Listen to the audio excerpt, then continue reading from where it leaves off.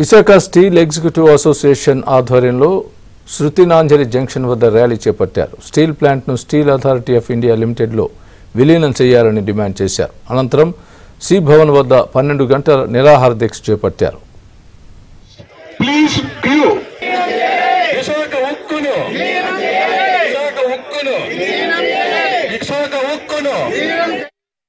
General సెక్రటరీగా కేవిడి ప్రసాద్ నేను ఈ సందర్భంగా ఇక్కడ అందరం ఎందుకు గ్యాదర్ అయ్యామంటే మేము కోరేది ఒకటే, విశాఖ ఉక్కుని పూర్తి స్థాయి సామర్థ్యంతో నడపాలి.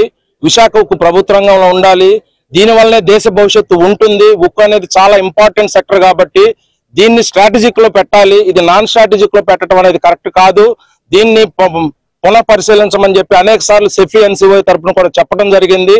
మారిన నేపథ్యంలో ఇప్పుడు కొత్త గవర్నమెంట్ వచ్చిన నేపథ్యంలో దీన్ని ఖచ్చితంగా పరిశీలించాలి. దేశం ముందుకెళ్లాలంటే ఉక్కు అవసరం.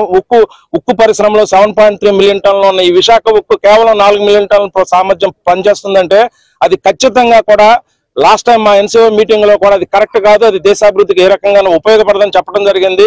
ఈ విశాఖ ఉక్కు ఉన్న ఆర్థిక పరిస్థితుల దృష్ట్యా దీన్ని సెయిల్లో మెజర్ చేయాలని చెప్పేసి గత 3 సంవత్సరాలుగా ఉక్కు అధికారుల సంఘం తరఫున మేమంతా దేశంలో అనేక మంది నేతలకి అందరికీ కూడా మేము అధికారులకు అందరికీ కూడా విన్నపం చేయడం జరిగింది. ఈ దశలో మొన్న వచ్చిన కుమారస్వామి గారు ఖచ్చితంగా విశాఖ ఉక్కు మీద పరిశీలిస్తానని హామీ ఇచ్చున్నారు.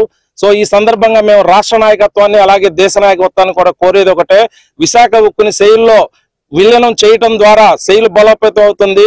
ఉక్కు సామాన్యులకు అందుబాటులో ఉంటుంది. దేశాభివృద్ధికి తోడ్పడుతుంది. కాబట్టి విశాఖ ఉక్కుని సెయిల్లో విలీనం చేయాలనేది మా అందరి అధికారుల, ఉద్యోగుల, కాంట్రాక్ట్ వర్కర్ల, ఇక్కడ నిర్వాసితుల తరఫున కూడా వాళ్ళకి ఉద్యోగాలు రావాలంటే సెయిల్లో ఖచ్చితంగా విలీనం జరిగి రావాలి.